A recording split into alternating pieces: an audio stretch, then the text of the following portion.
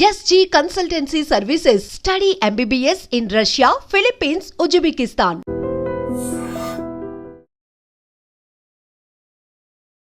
ప్రేక్షకులకి మీ రామచంద్రమూర్తి నమస్కారాలు. ఇవాళ ఈ వీడియోలో మార్కెట్స్ ఎలా ఉన్నాయి అనేది తెలుసుకుందాం.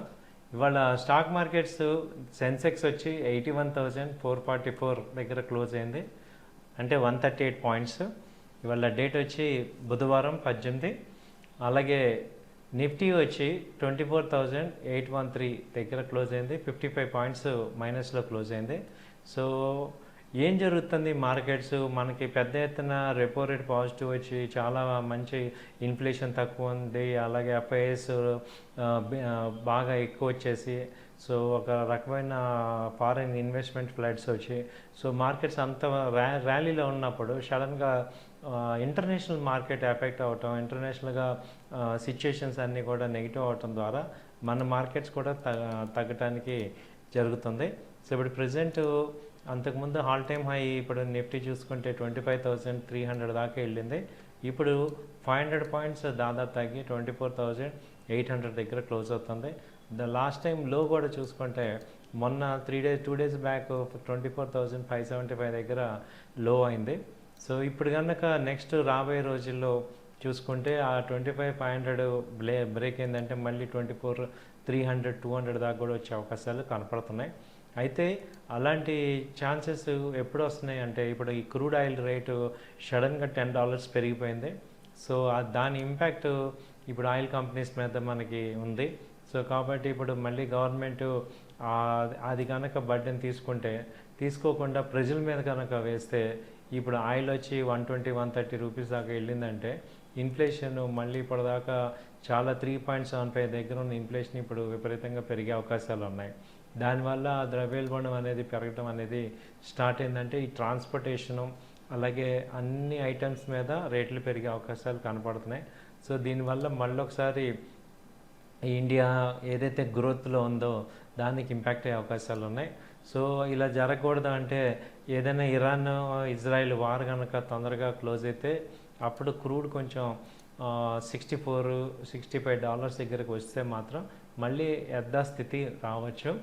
బట్ ఇప్పుడైతే ఒక నెల 2 నెలల దాకా కూడా ఏమీ ఇప్పుడు 6 days అయిపోయింది వార్ స్టార్ట్ అయ్యి ఎక్కడ కూడా ఎవరు తగ్గేటట్టు కనపడలేదు. ఇది ఎటువంటి చర్యలకి దారితీస్తుందో తెలియట్లేదు. కాబట్టి మనం ఏం చేయాలి ఇలాంటి సిచ్యువేషన్లో అంటే ఇన్వెస్టర్స్ అందరూ కూడా ఈ యొక్క ఆప్షన్స్ని నిఫ్టీ ఆప్షన్స్ని హెడ్జ్ చేసుకోవటం ద్వారా అన్సర్టనిటీని మనం క్యాపిటల్ ప్రొటెక్ట్ చేసుకోవాలి అనేది మేము చెప్తున్నాం. సో ఇప్పుడున్న సిచ్యుయేషన్లో ఏంటంటే మన క్యాపిటల్ని ప్రొటెక్ట్ చేసుకోవటం అనేది చాలా ఇంపార్టెంట్.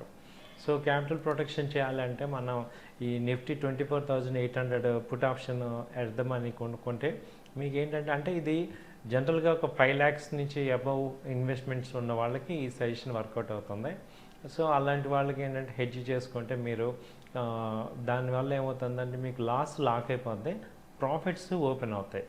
సో మనకి ఎప్పుడు కూడా ఎంతవరకు మార్కెట్స్ డౌన్ అవుతాయో తెలియట్లేదు కాబట్టి సో ఇలాంటి సిచ్యుయేషన్లో ఇదొక మనం మంచి స్ట్రాటజీ అనేది మనం చేసుకోవాలి. ఎందుకంటే ఇంపార్టెంట్ పాయింట్ స్టాక్ మార్కెట్లో మనీ సంపాదించడం ఎంత ఇంపార్టెంటో క్యాపిటల్ని ప్రొటెక్ట్ చేసుకోవటం కూడా అంతే ఇంపార్టెంట్.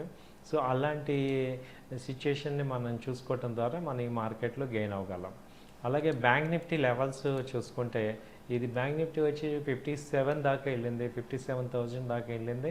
మళ్ళీ అక్కడి నుంచి 1 weekలో ఇప్పుడు 55,600 లో దాకా వచ్చింది.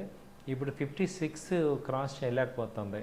56 మేజర్ రెసిస్టెన్స్ బ్యాంక్ నిఫ్టీ కనపడుతుంది. అలాంటి సిచ్యుయేషన్లో ఇప్పుడు ఇది 55,400, 300 దాకా కూడా ఛాన్స్ ఉంది.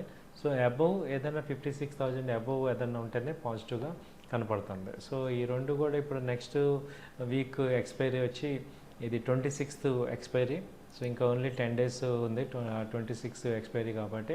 సో ఇలాంటి సిచ్యుయేషన్లో ఏంటి బెటర్ అంటే ప్రజెంట్ మార్కెట్లో మనం చేయాల్సింది ఏంటంటే ఈ యొక్క క్యాపిటల్ ప్రొటెక్ట్ చేసుకోండి. ట్రెండ్ మరి క్వాలిటీ స్టాక్స్ ఇండియన్ కంపెనీస్లో క్వాలిటీ స్టాక్స్ కనుక తక్కువ రేట్లో వస్తున్నప్పుడు ఎంటర్ అవ్వచ్చు.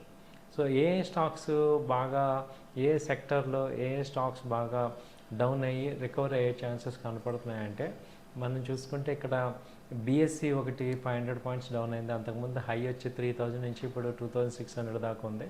సో బీఎస్సీ ఒకటి బాగా తగ్గింది. అలాగే సిడిఎస్ఎల్ కూడా 1800 దాదాపు 1800 నుంచి ఇప్పుడు 1650 ఆ రేంజ్కి వచ్చింది. సో ఈ రెండు బాగా తగ్గినాయి. అలాగే ఆటోమొబైల్ కంపెనీలు బాగా తగ్గుతున్నాయి. తర్వాత బ్యాంకింగ్ సెక్టర్స్ బాగా తగ్గింది. సో ఆ తర్వాత వచ్చి ఐటీ సెక్టర్స్ కూడా మంచి ఫోకస్ ఉన్నాయి. తర్వాత ఫైనాన్స్ సెక్టర్స్ చోళమండలం ఫైనాన్స్ కానీ, బజాజ్ ఫైనాన్స్ కానీ, బజాజ్ ఫిన్సర్వ్, సో ఇవన్నీ కూడా బాగా తగ్గి రికవర్ అయ్యే ఛాన్సెస్ కనపడుతున్నాయి. అలాగే ఫార్మా సెక్టర్స్ కూడా మంచి క్వాలిటీగా ఉన్న ఫార్మా సెక్టర్స్ కూడా డౌన్ అయిపోయి మళ్ళీ రికవర్ అయ్యే అవకాశాలు కనబడుతున్నాయి. సో ఈ సెక్టర్స్ని మీరు చూస్ చేసుకుంటే వీటిల్లో మంచి క్వాలిటీ కంపెనీస్లో సెలెక్ట్ చేసుకొని నెక్స్ట్ ర్యాలీలో మంచి ప్రాఫిట్ సంపాదించవచ్చు. థ్యాంక్ యూ అండి. నమస్తే.